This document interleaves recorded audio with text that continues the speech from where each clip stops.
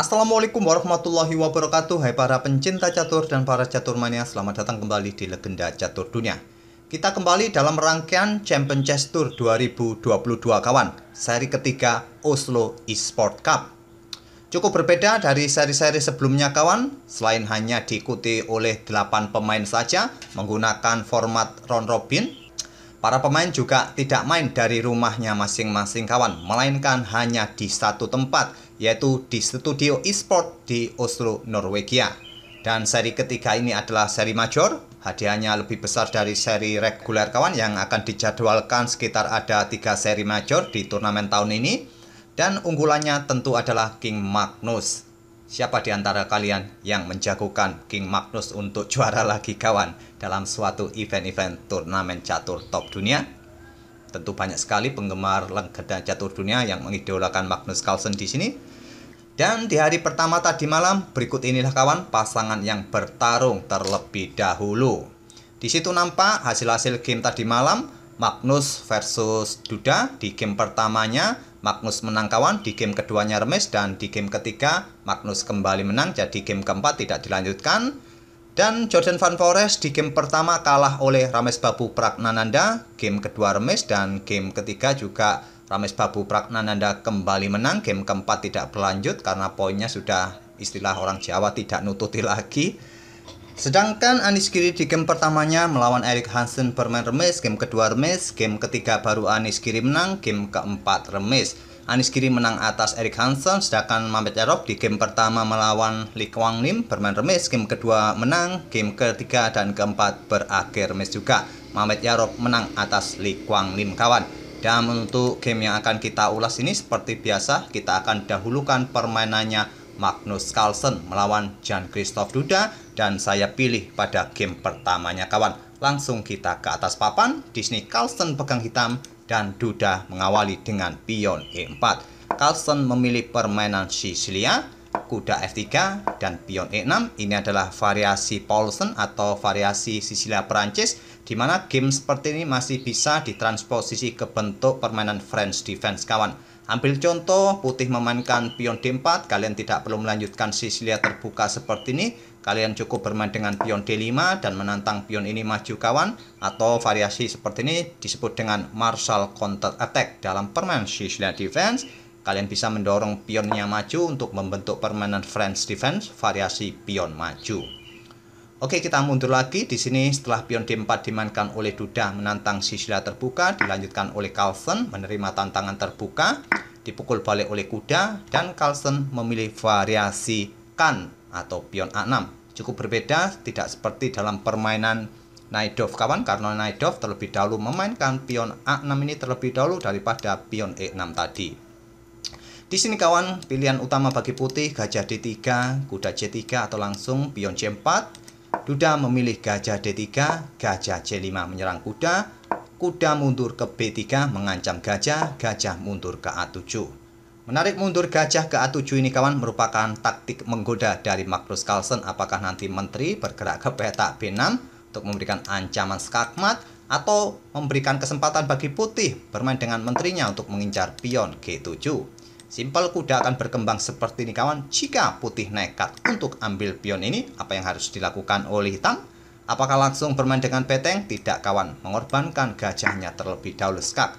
Baru jika diambil oleh raja, peteng siap dimainkan di sini, memaksa menteri bergerak ke petak gelap, dan menteri serta raja kena garbuan kuda. Inilah jebakan dalam permainan Sicilia kan tadi kawan. Setelah gajah ditarik mundur ke petak A7, kalian perlu berhati-hati jangan tergoda bermain dengan menteri ke petak G4 untuk mendapatkan pion hitam G7 ini. Di sini menteri ke E2, dan selanjutnya kuda C6 melanjutkan pengembangan. Gajah E3 langsung memberikan tantangan pertukaran gajah gelap kawan, karena gajah ini sedang bersembunyi menjadi sniper untuk mengincar pion F2. Pion D6 tantangan ditolak dan melanjutkan pengembangan kuda C3, selanjutnya kuda F6. Pion B5 juga bisa jadi pilihan. Selanjutnya adalah pion F4 melakukan agresi di sayap raja, selanjutnya pion B5. Pion A3 menghentikan laju pion B4. Di sini tadi kalian bisa melakukan rokade langsung kawan, rokade panjang. Jika pion ini didorong, kalian bisa membalas mendorong pion juga dengan pion E5. Jika sekarang pion pukul kuda di C3 ini, kalian juga bisa ambil kuda di peta F6. Jika hitam melanjutkan pion pukul pion, kalian tidak perlu ambil, cukup dia jadikan tameng sendiri bagi raja. Mungkin di sini menteri hitam akan ambil pion yang ada di peta F6. Variasi ini bisa juga kalian pilih kawan. Tapi di sini tadi kita lihat sudah memilih pion A3 terlebih dahulu. Selanjutnya pion E5 menantang pion pusat sekaligus membuka diagonal bagi aktivitas gajah. Dan di sini gajah pukul gajah lanjut duda. Melakukan pertukaran gajah gelap dipukul balik oleh beteng. Sekarang pion F5 menutup diagonal bagi gajah. Kuda ke D4 lanjut Carlsen mengancam menteri ataupun menantang pertukaran kuda. Tantangan pertukaran diterima. Menteri ke F2 juga cukup bagus untuk memberikan pimpinan bagi kuda terhadap beteng. Jika kuda pukul kuda dilanjutkan oleh hitam, kalian tidak perlu terburu-buru kawan ambil beteng. Kalian pukul balik kuda ini, beteng bergeser, kalian bisa rokade panjang. Inilah jalur-jalur yang disukai oleh Stockfish. Kuda D4 tadi dimainkan oleh Carlsen, duda langsung menerima tantangan pertukaran kuda dipukul balik oleh pion. Sekarang menteri ke F2. Selain mengosongkan peta bagi manuver kuda berikutnya kawan untuk ambil pion ini kembali, menteri juga sedang mengepin pion terhadap beteng yang ada di peta A7. Di sini kawan, Carlsen nekat ambil kuda dengan pionnya. Ini artinya Carlsen melakukan pengorbanan pertukaran perwira. Menteri ambil beteng, pion C pukul pion B2. Selanjutnya beteng bergeser, menteri ke A5 skak oleh Carlsen memaksa raja bergeser, memilih naik ke E2. Di sini Carlsen memilih rokade. Langkah terbaik lainnya adalah menteri ke peta C3 juga patut dipertimbangkan untuk menjaga pion ataupun mengincar pion yang ada di peta A3. Tidak perlu terburu-buru rokade. Setelah menteri putih mungkin mengincar pion ini, barulah di sini hitam bisa rokade kawan. Itulah jalur yang bisa dipilih bagi kalian jika pada posisi seperti ini tadi kawan. Carlsen memilih rokade mengamankan rajanya terlebih dahulu, sangat logis. Inti permainan catur adalah bagaimana raja kalian bisa selamat kawan. Dan selanjutnya adalah menteri D4, jelas menjaga peta C3 ini juga sedang mengincar pion yang ada di peta D6. Beteng E8 membiarkan pionnya diambil, nanti menteri juga bisa bergerak ke sini ataupun beteng E sedang mengepin pion yang ada di peta E4, gajah siap ambil pion yang ada di peta F5. Beteng E1, gajah ambil pion, raja mundur ke F1 menghindari pimpinan dan gajah ditarik mundur ke G6. Kalian di sini juga bisa bermain dengan mendorong pion ini maju kawan, membuat langkah pengorbanan gajah. Jika diterima, kalian beradu beteng di sini, dipukul balik oleh beteng putih, kalian melanjutkan pengorbanan menteri di sini. Bisa kalian lakukan, pion ini juga bisa promosi dan dengan posisi atau variasi seperti ini kawan, keuntungan yang kalian peroleh adalah untung satu pion untuk sementara dan posisi raja putih juga akan semakin terekspos. Oke, kita lanjut ke langkah aslinya. Carlsen memilih menarik mundur gajahnya ke G6 dan dilanjut dengan beteng ambil pion B2. Menteri ambil pion A3, mendorong pion H juga bagus kawan untuk memberikan ruang bagi rajanya agar betengnya bisa leluasa bergerak agar tidak ada masalah di baris belakang. Stockfish menyarankan seperti itu dan di sini beteng naik ke B4. Menggeser menteri juga pilihan bagus ke peta atau ke lajur B. Menteri hitam mundur ke A5, di sini menteri putih ambil pion D6 dan sekarang pion H6. Beteng bergeser ke D4, kuda hitam G4. Selanjutnya di sini pion H3 juga memberikan ruang apabila raja nanti bergeser nanti bisa naik juga. Kuda ke E5, menteri putih ke C5.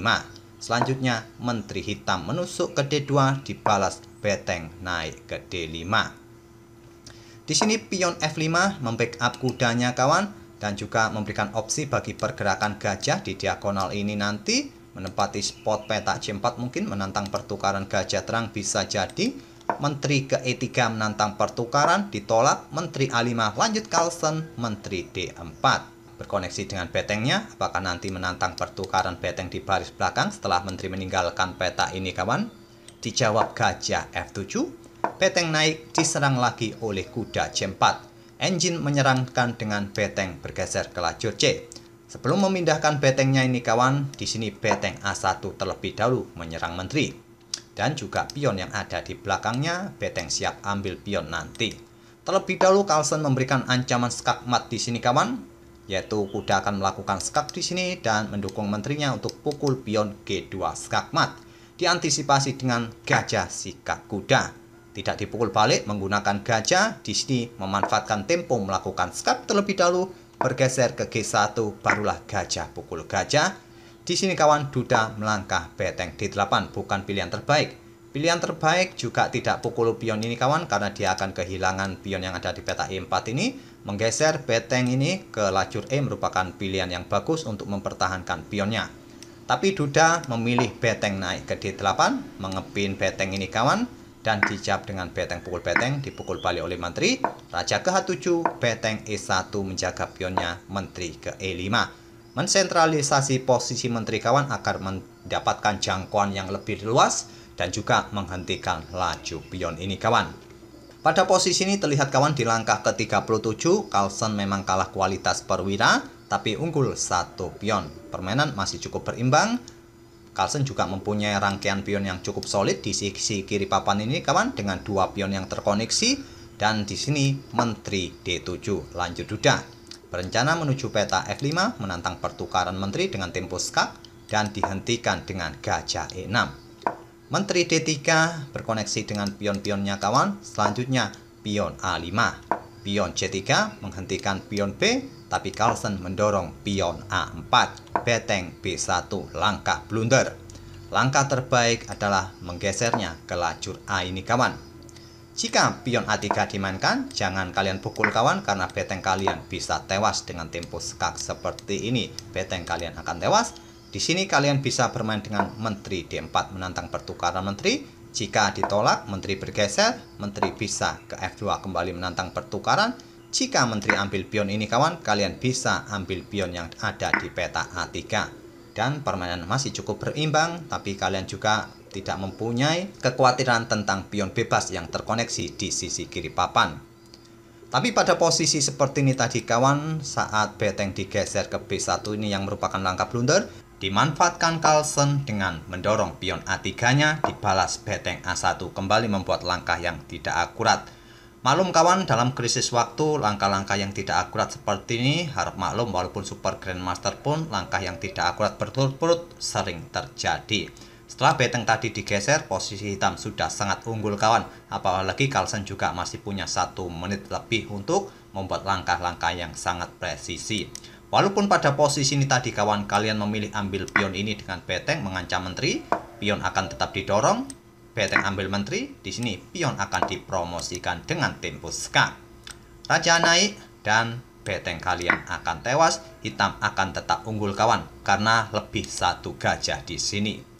Oleh karena itulah pada posisi seperti ini tadi, Jan-Christoph Duda tidak berani ambil pion yang ada di peta B5 dan menggeser betengnya A1. Pion B4 tidak mungkin pion pukul pion, nanti beteng bisa tewas kawan. Di sini Duda melangkah raja F2 dan pion B3. Pada posisi ini kawan, permainan berakhir. Entah karena habis waktu ataupun resign pada posisi ini. Karena Duda juga di situ terlihat menyisakan 1 detik kawan, kemungkinan Duda resign. Dan kemenangan bagi Magnus Carlsen.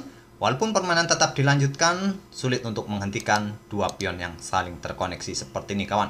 Jika kalian ambil pion ini, ya menteri akan bergerak terlebih dahulu untuk mendapatkan beteng dan seterusnya nanti. Sampai di sini kita tidak perlu lagi mengotak-atik permainan ini sampai salah satu pion promosi atau sampai skakmat. Kalian bisa mengotak-atiknya sendiri kawan.